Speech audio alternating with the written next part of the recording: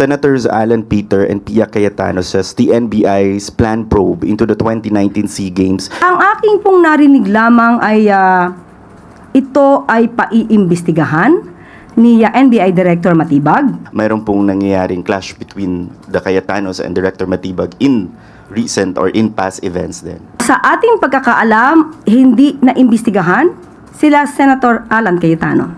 At the time ay Speaker of the House. Sa ating pagkakaalam, ang dating Pangulong Duterte ay nilinis na agad si Senator Alan Cayetano at the time. Ang inaasahan po natin ay walang drama, walang pagtatago ng katotohanan, at walang pag-iwas sa totoong issue ay lumabas ang katotohanan at hindi ang drama sa loob ng Senado.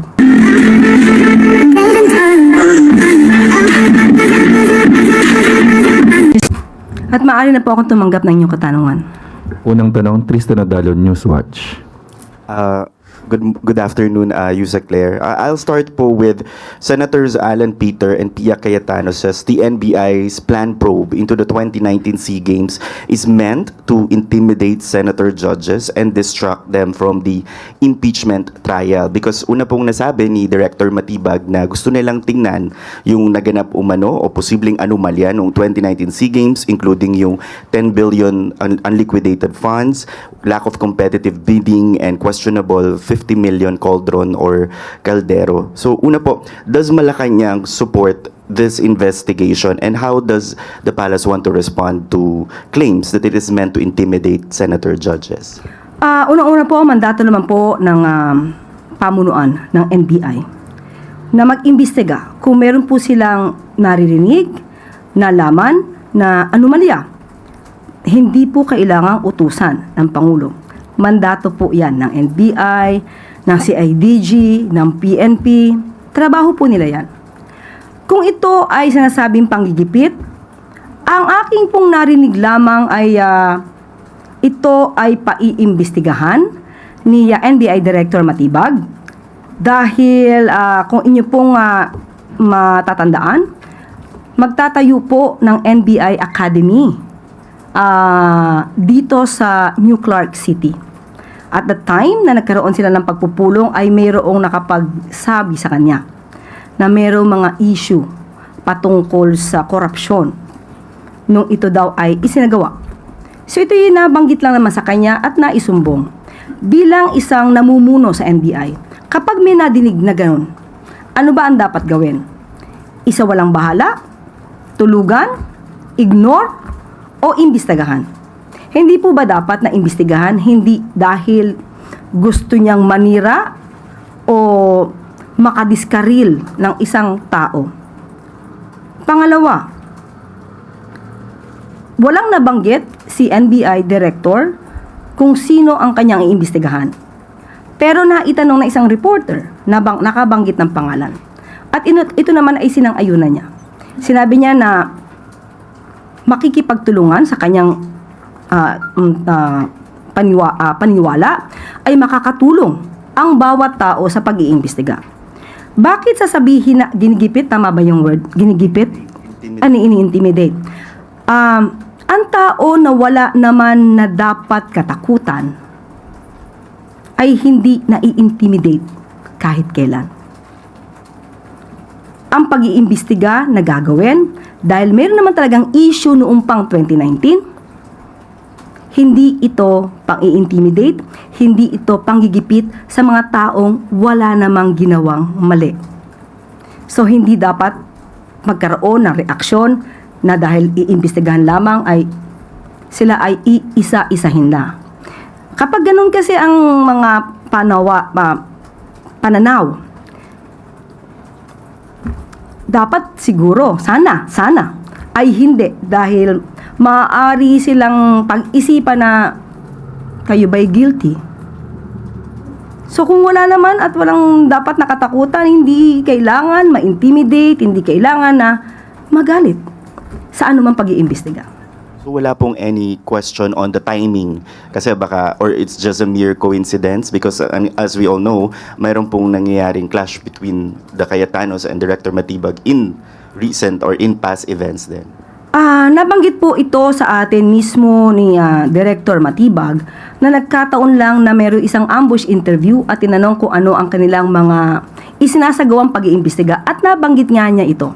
At tatandaan din po natin na June 15 pa po nagkaroon ng pagpupulong itong si NBI Director Matibag dito sa mga tauhan sa New Clark City dahil nga po gagawing NBI Academy. So, hindi po siya dahil sa nagkakaroon sila ng World War ni Senator Alan Cayetano. Nabanggit lang po niya ito dahil tinanong po siya sa isang ambush interview. Last na lang po, speaking of officials who might be tagged or investigated in this 2019 SEA Games, sa speech din po or sa statement ni Senator Cayetano yesterday, nabanggit niya po na it's definitely not me dun sa mga ibang procedures because the infrastructure involved, it was done by the BCDA. The chairman of BCDA is one of the closest advisors of the president now, and I think he's referring to now DPWH Secretary Vince Dizon. What guarantee will Malacanang give to the public na kung umabot man po sa punto na tanungin din si Secretary Vince ay hindi po manghihimasok ang palasyo? Sa ating pong pagkakaalam na imbestigahan po si Secretary Vince Dizon noong mga panahon na yon patungkol po dyan sa issue na yan. Siya po ay naimbestigahan, umandar yung pag-imbestiga, at siya po ay napawalang sala. Meron pong ganoong record. Sa ating pagkakaalam, hindi naimbestigahan sila Senator Alan Cayetano. At the time ay Speaker of the House. Hindi na imbestigahan yung ibang mga maaaring mabanggit. Dahil sa ating pagkakaalam, ang dating Pangulong Duterte ay nilinis na agad si Senator Alan Cayetano at the time kahit wala pang umaandar na pag-iimbestiga. So as far as Secretary Vince Dizon is concerned, meron pong record na napawalang sala siya at na-dismiss ang kaso dito. Sunod po na tanong, Ann Soberano, Bombo Radyo.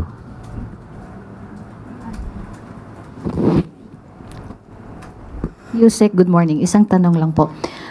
Ayon po sa prosecution, sapat na po ang kanilang naipresentang mga ebidensya at testigo kaugnay ng Article 4 ng impeachment trial laban kay BP Sara. Sabi po nila, tama na ang timpla. And yung huling pagharap ni Attorney Matibag, yun yung huling testigo nila for Tuesday. So ano po ang inaasahan ng Malacanang sa susunod na yugto ng impeachment trial, particular po sa pagdinig tungkol sa confidential funds na po? Ang inaasahan po natin ay walang drama, walang pagtatago ng katotohanan, at walang pag-iwas sa totoong issue na kinakaharap dito sa impeachment trial.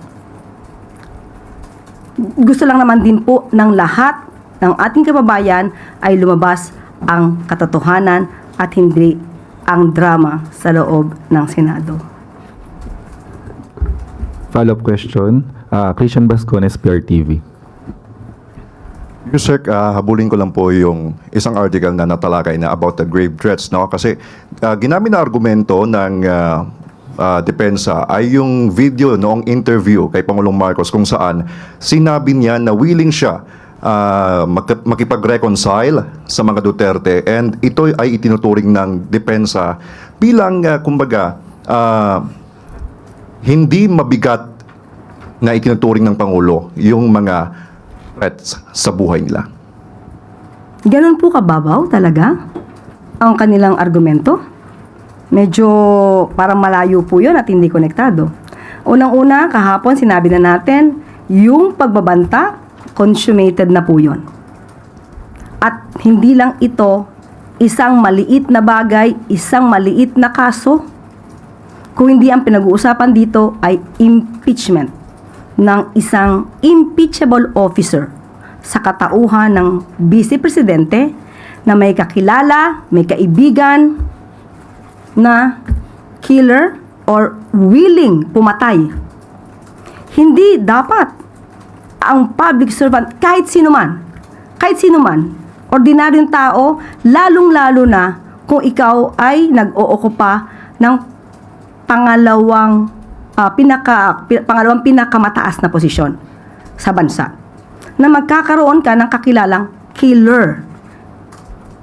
Dahil pag ikaw ay nakipag-usap sa isang killer at umayon siya na siya'y papatay, it's already a crime. So you're doing a crime. You're committing a crime. Hindi ito patungkol lang sa isang maliit na grave threats. Patungkol ito sa kapasidad ng tao kung kaya mo bang mamuno gamit ang utak mo, puso mo. Yun ang usapin dito. So hindi dapat to iligaw. Patungkol dun sa sinasabing gustong Reconcile. reconcile. Ang tanong po kasi ni Kato Nying at the time ay kung willing ba makipag-reconcile sa mga Duterte. Ang sagot ng Pangulo ay opo sa lahat ng maaaring hindi pa sumasang-ayon sa kanya. Hindi ito partikular lamang sa mga Duterte. Ang sabi ng Pangulo, ayaw niya ng kaaway. Kaya kaya niya at ready siya makipag-reconcile sa lahat. So, kahit gusto makipag-reconcile ng Pangulo sa lahat ng maaaring hindi sumasang-ayon sa kanya, hindi nabubura ang pagbabanta sa buhay ng Pangulo, ni First Lady, at ni dating House Speaker ng Vice Presidente. Follow up po. Doon po sa sinabi ninyo, no? Doon kasi sa video, media briefing kasama yung Vice Presidente, sinabi, hindi marunong maging presidente si Pangulong Bongbong Marcos, sabi ni VP Sara. Ngayon, yung prosecution ang sabi din, kine-question nila yung kapasidad ng Vice Presidente sa kanyang ambisyon when she declared her ambition or her candidacy para sa 2028. Ano po yung reaction ng palasyo dito? Tinatanong ng prosecution yung kakayahan ng Vice Presidente. Isa ito sa issue dito sa impeachment trial. Kaya po dinidinig ito para malaman natin kung ang susunod nating mga leader o yung kasalukuyang leader ay dapat bang mamuno. Hindi para sa pansarili, kundi para sa taong bayan at para sa bansa. Kung tinatanong po ito ng prosecution, well, sa kanila po yan. Pero ang taong bayan, tayo ba? Nagtatanong tayo. Kaya ba ng isang Vice Presidente na mamuno bilang presidente sa mga susunod na taon? Salamat. Sunod na tanong, Let Narciso, DCRH. Yusek, would you know kung nagbigay na po ng authorization si Presidente to open the sealed BIR box sa impeachment trial? Sa ngayon, wala pa rin po. Wala pa rin pong ibinibigay na anumang request sa ating palung. Wala pa po na ibibigay sa atin na impormasyon patungkol po dyan. So far, wala pa po. Kanino po manggagaling yung request sa impeachment court? Hindi ko po alam. Maybe sa prosecutors, maybe sa Senado. Tingnan po natin. Sa taong bayan, pwede rin. Salamat po. Sunod na tanong, Christian Yusores, DZMM. Hi, Yusek. Different topic lang po. 10 days before the SONA of the President, how is he preparing for his SONA speech? May mga kinakausap po ba siyang mga officials for any inputs and information na babanggitin niya sa kanyang talumpati?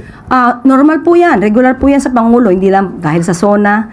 Regular po ang Pangulo na nakikipag-usap sa mga leaders ng bawat ahensya para malaman at ma-update po siya sa nangyayari. At sa ngayon po ay tinatapos niya po ang kanyang pagsusulat patungkol sa kanyang SONA speech. At ang paghahanda, ito naman ay kumbaga since 2022 ay pinaghahanda naman po ito, taon-taon naman po. At ganun pa rin po ang paghahanda ng Office of the President patungkol po dyan. Just a follow-up, ma'am. Given the situation now in the politics and yung magkakasunod na malaki ang mga protesta, is he considering or may directive po ba siya na any changes sa magiging security protocols nung kanyang SONA, and will he invite the Vice President? Yung patungkol po sa security at protocol, hayaan na lang po natin yan dahil operasyon po ito at hindi po ito sinasa publiko. But ang sinisigurado lamang po namin ay handa palagi ang gobyerno pagdating po dyan. Hindi po ang Pangulo ang mag-iimbita sa Vice Presidente, kundi po ang House of Representatives. Salamat. Sunod na tanong, Maricel Halili, TV5. Hi, Yusek. just to follow up, a few days before SONA, whatever happened to the flood control project and those key personalities involved in the said anomaly, particularly Zaldico, where is he? Patungkol po sa flood control projects, mga kaso, ito po ay ngayon pa rin ay dinidinig. Marami pa rin pong pag-iimbestigang ginagawa. Yung iba po nasa korte na, yung iba po ay na-arraigned na, at yung iba naman ay meron na mga sinasalang na mga witnesses. Patungkol po kay Zaldico, humingi po tayo ng update, pero ibabato ko po ito sa DOJ at saka sa DILG. Tungkol po kasi ito sa operasyon at mas mabuting sila na po ang magsalita patungkol dito. But Yusek, do we expect the President to also give an update about the flood control anomalies during his SONA? Ayoko pong pangunahan ng Pangulo. Last na lang po. Aside kay Zaldico, what happened po dun sa iba pang mga high-profile personalities na nawawala like Atong Ang and Senator Bato? Muli ngayon, ayoko pong magsalita patungkol po sa operasyon. Mas mararapat po magsalita dito ang DOJ at ang DILG. Ang kaso po, lahat ni Atong Ang ay na-transfer na po sa RTC Quezon City. Salamat. Wala na pong katanungan. Balik na po sa iyo, Yusek. At dito na po nagtatapos ang ating press briefing. Magandang araw para sa bagong Pilipinas.